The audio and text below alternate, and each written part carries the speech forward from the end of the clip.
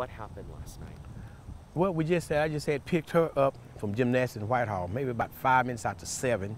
So we was coming back home. We was coming over 28 overpass. We got to the light on 28th in Catawba, and I was right beside this SUV. I'm thinking maybe an ambulance, ambulance shit, she have an ambulance because it was sitting up high. So we sitting there went to the light change, went wild, pow, pow, pow.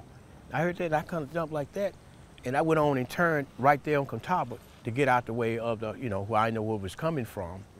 And then I went down there, went down the street for maybe about half a block or so. My granddaughter said she'd been shot, like that. And that's when I stopped and I called 911 and told them where I was. And I turned around and went back to the crime scene up on 28th and Catawba, right, pulling, Hardy's parking lot right across there. To my left is Wendy's, and pulled in there. And right beside, right at the light the corner is All Care Pharmacy. So she told you, repeat what she said. She told me, I've been shot. She said, I've been hit, like that. And I didn't know that she had got hit. So I stopped right there and I called 911. What went through your mind at that point? I didn't know where she had got shot at, either in the head, chest, or neck, or whatever. But she said she had been shot, and she started saying, I don't want to die, I don't want to die, I don't want to die. I said, you all right, you all right, you all right. Boy, as a grandfather, you have... But ran through my mind that, I probably done lost her. Because we together every day, take her to school, pick up from school, run the gymnastics and this like that. And her sister, I run her to Palmer Fire. Because her mother, she been sick ever since March. Been in the hospital for about 100 days. And so I just take over her duties. She tell me every day she talked to me, she said, Daddy, if I didn't have you, I wouldn't know what to do. Because you see what I had to go through when I was doing it, but now you got it, you doing it. Like that. When you got back to the Hardys, did you go back there and start checking her body, or? Yeah, I got out the car, and she was laying slumped over in the car, and she was bleeding, had blood all over. And by that time, the next few minutes, the paramedics that came, and all of them came, fire truck and everything. It was maybe about 20 or 15 police cars emerged. They blocked off the whole section of 28th. Around there, Were you scared? Yeah. So I didn't know where she had got shot at and whatever like that.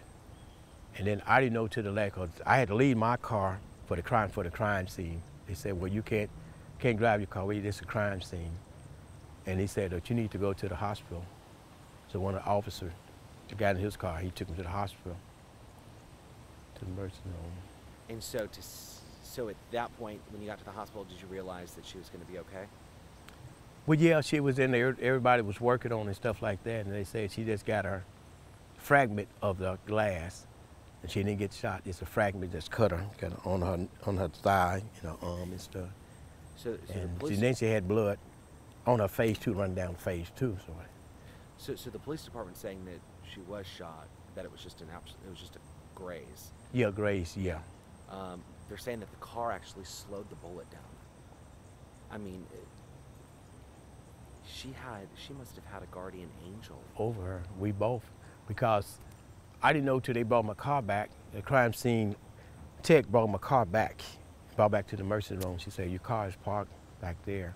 I never did really just looked at it until she brought it back, and I went out there later on and looked at it and started looking at the holes, and one of the bullets hit right over the door and ricocheted up, and it had been about a couple of inches down, I would have got shot right in, because I was maybe about 2 feet or a feet and a half from the SUV.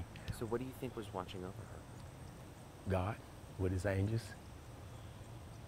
both of us. Because if he had, wanted us and our time, we could have went. It took it out just like that. So your granddaughter, she didn't. paramedics, police, they said that she didn't cry. No, only time she cried when I came back there in the room and I left out to give her, give them a report and stuff. That's when she started asking for a pawpaw. And I went back in and she was all calm and stuff.